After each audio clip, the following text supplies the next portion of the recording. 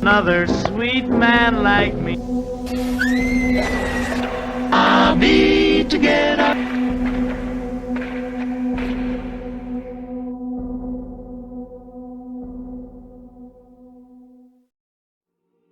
The following podcast is intended for mature audiences.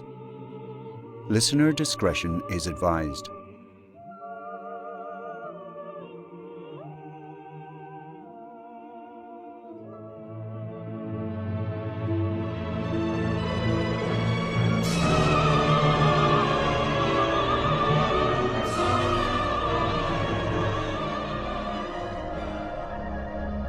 Studio Amnesiac presents The Lady of the Lake, an audio horror experience.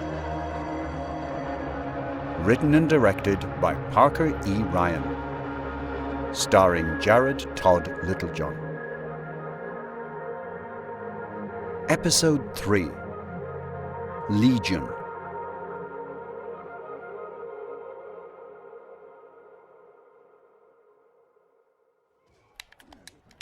Come on. Come on, come on. Gah. What? No, how are you doing that? You gotta know the codes, man. But that doesn't make sense. My guy is way bigger than your guy. Yeah, but Noob Cybot can only do so much. Watch this. Up, up, circle. What? Ugh. Yeah, see? You're bigger than me, but it doesn't really make a difference when your spine's been ripped out of the rest of you. Huh? Uh-huh. And look, the blood is dripping down. Yeah, okay, I get it. Can we restart already? I want to win for once. Can I get a round or two? Oh, hey, Matt. Are you feeling any better? Oh yeah, much better. You can't have been asleep this whole time. It's like 11. I don't know, man. I've slept for that long before. No. I got up a while ago. I've just been hanging out in my room. Well, take a seat, man. We have snacks. If you want, I can get you some cheese curls. Or, alternatively, you can watch me eat a whole bag of cheese curls. I think I'm all right, thanks.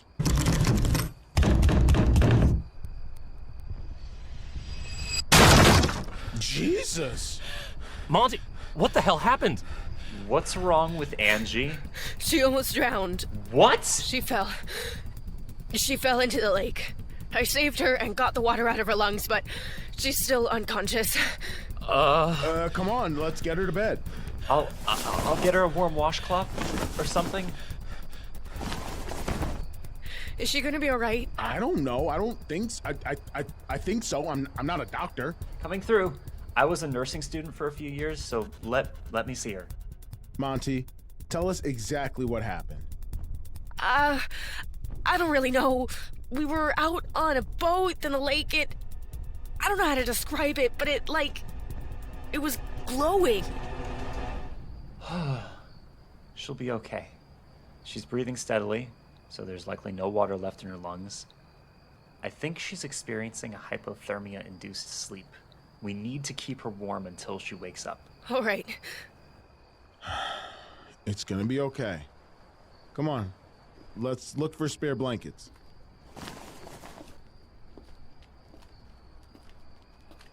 Is there anything I can help with? Whatever you guys need, I got you, man. Why don't you, go into town and pick up some food, huh? Just something hot. Food. I'm on it. Don't even worry, I'll be back in no time.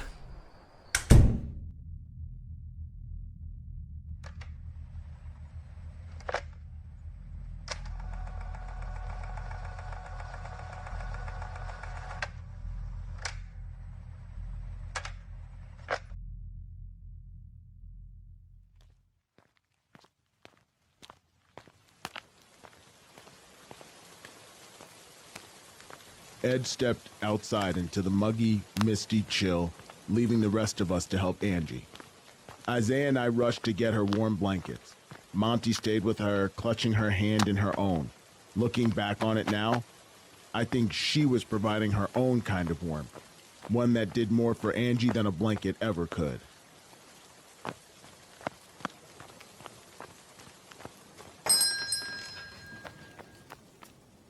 Hi, welcome to O'Connor's. What can I get you, love? Hi. Yeah, do you guys happen to have anything really warm that could help someone sick? Ideally not something you could choke on. You mean like soup? Soup. Yes. Soup would be perfect. What kind of soup you got? We have a creamy vegetable soup, tomato, chicken noodle. Which one of those cures hypothermia? You know what? Get me one of each. Better not risk it. Sure, hon. Ron, we need one of every soup. Yeah, you heard me. Ed sat and waited. He wasn't an impatient person, but on this particular night, he found the wait unbearable. He thought of his friends and how frightened they seemed to be. If I'm being entirely honest, I think that's the worst thing in the world for Eddie, seeing us afraid. You gonna want a drink with that? Huh? Oh, no. No thanks. He tried distracting himself by looking around the room. The diner was empty. Mostly empty, save for himself and two people sharing a meal in the booth across the room. One was a large man, maybe in his late 40s, and the other was a girl, red-headed and about his age. I've known Ed for many years, so trust me when I say getting Ed's mind off of something unpleasant, well, there's usually only one thing that does the trick. And she was getting ready to leave.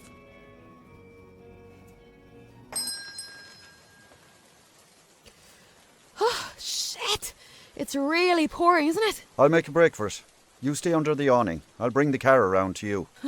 All right, Dad. Be careful. Don't slip. Oh, sorry.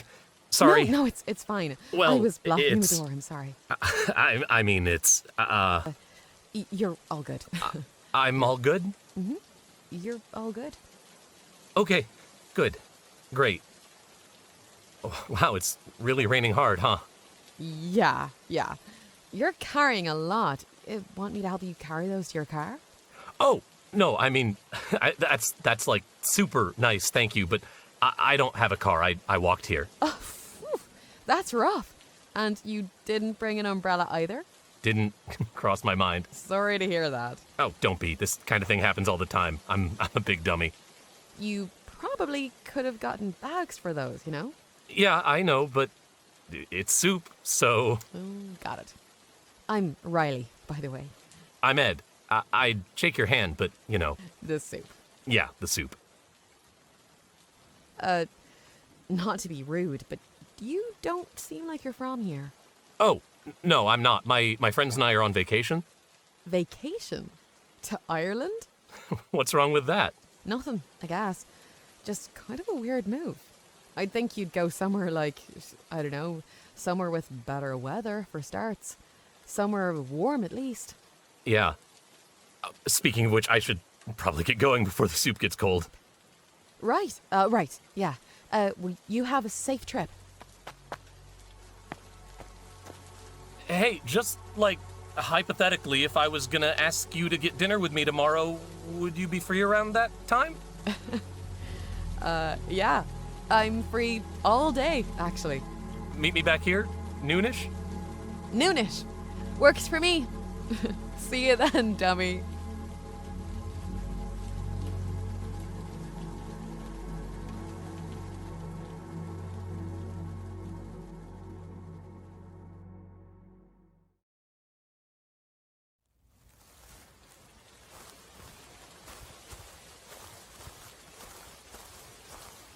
Ed didn't mind the rain at all, even when it was cascading down as hard as it was that night.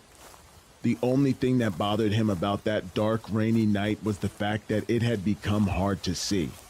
That's why keeping to the streetlights was important. And it's also why Ed didn't see the tall man creeping up behind him. Hey, get off! It watches. They see every step in and out. Don't let them see you. What are you talking about? It sees through others' eyes. It never forgets. Keep yourself clear of the eyes. The 1,000 eyes. Hey, leave the kid alone, Ralph. If there's no one to warn, there's no one left to save. Back off.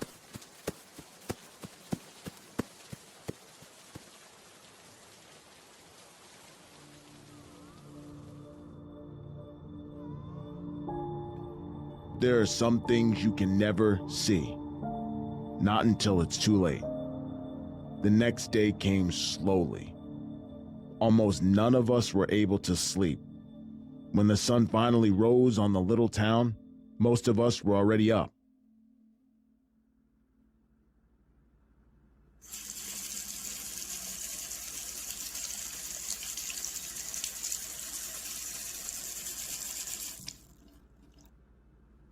Ew. What's up? This water is cloudy. Huh. You're right, that is ew. Guess I'll stick to beer.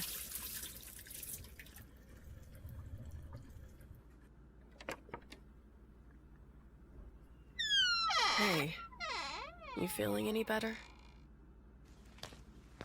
Let's see. Still a little cold, but we can fix that. We got soup waiting for you when you wake up. A lot of it. Angie? You awake? No. Of course not. You know, I wanted to get us a plane ticket back home, but...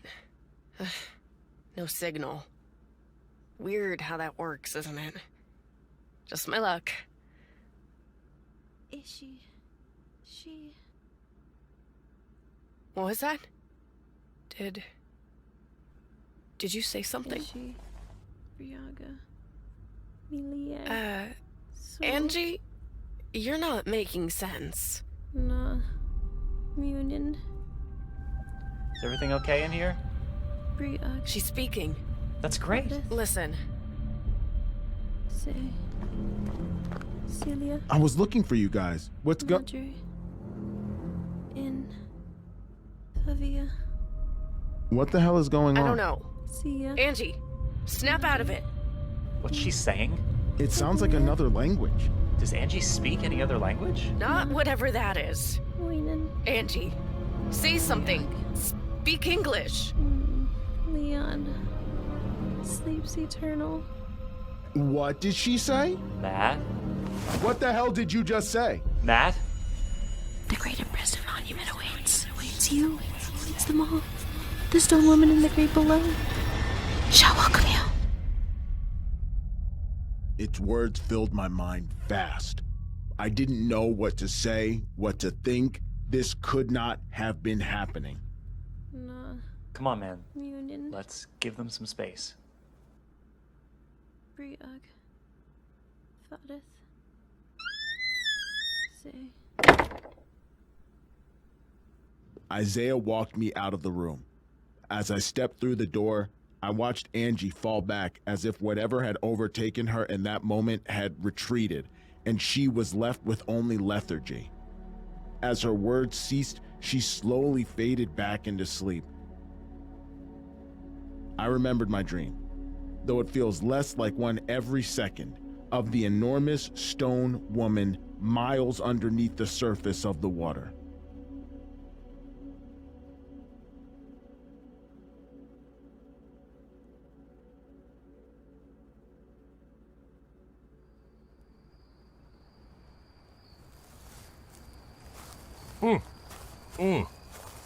This is interesting.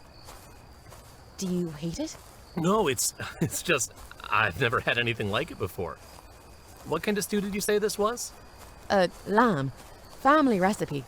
My dad is a big fan, so I've been trying to learn it. But it's just so damn complicated. I hear you. I'm not really a big fan of complicated. No? No, I've been told I'm a simple guy. Oh. What? Nothing. Nothing wrong with that. Exactly. Like, look out at the lake. Beautiful view, right? You can study it if you want, learn everything there is to know about it. But at the end of the day, just looking at it brings me enough joy on its own. You know? Yeah, it is beautiful. But, you know, sometimes knowing more about it can be interesting. Like, do you know how many people have gone missing around this lake? How many? Hundreds. No. That's what they say. Countless people just up and vanished. Maybe they were abducted, maybe killed. Maybe they just went swimming and never returned. See what I mean? I could have gone my whole life without ever knowing that, and I would have been fine. Sure, dummy. You know a lot about this stuff. How long have you been living here? Me? Oh, no, I don't live here. My dad does. I'm just visiting. And you took that time to look into the lake? It's boring here, all right. Plus, you know, I wanted to make sure it was safe. Dublin was dangerous. It's a miracle Dad hasn't been shot dead yet. I know he still wants to feel like a hero, but this is as close to a retirement as he's gonna get, knowing him. You okay? Huh? Yeah, no, I'm fine. He's lucky to have you, you know? I might be simple, but anyone could see that.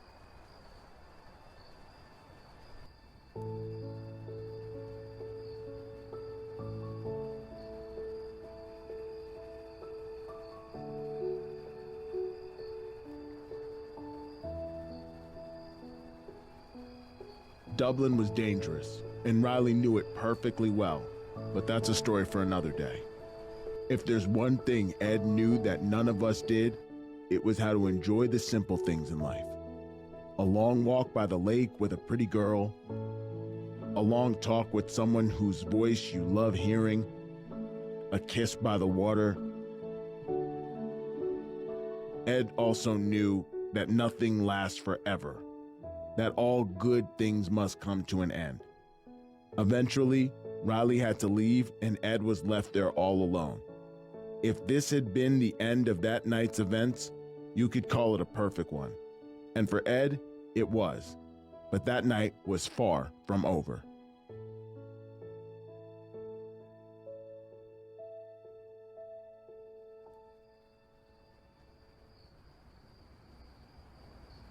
Ralph Higgins stepped through the cold, wet grass, approaching an old, rusty bench he occasionally called home, overlooking the lake in all its hypnotic beauty. Feeling tired from the day's events, he set down his brash and exaggerated cardboard sign and rested his head on the cold, rusted iron.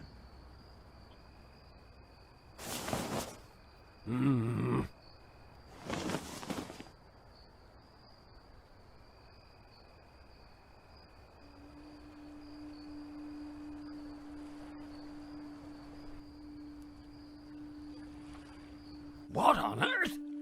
Quiet down there! Can't an old man get some sleep? In the years since my trip to Lake Lozelle, I have had countless bountiful nightmares featuring the song of the lake. I know every harmony, every pitch by heart now, and I fear the hour may one day come when I hear the song for one final time.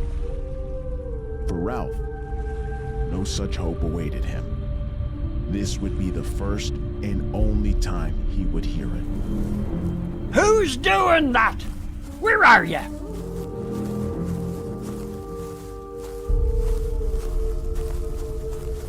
Stop! Whoever is moving, stay away! Let go of me. Get up! Help! Somebody help! Get your hands off me. What are you? What are all of you?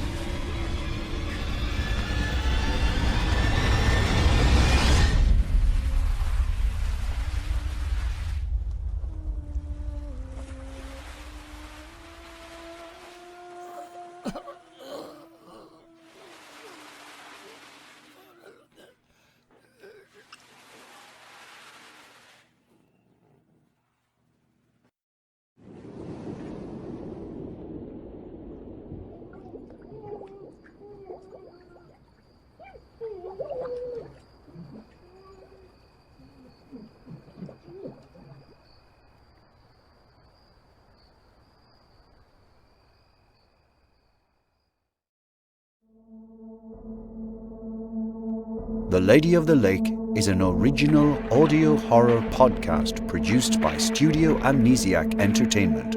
All rights reserved. Starring Jared Todd Littlejohn as Matt, Daniel Profeta as Isaiah, Christopher Wilson as Edgar, Tianna Ali as Monty, Jasmine Lynn as Angie, Chloe Elmore as Riley, and featuring Wolf Williams as Leon, Dermot Aragon as Dan, Ailish Jeffers as Walsh, Sidney Keane as Ralph, Emma McKenna as the waitress, Leona Burke as the librarian.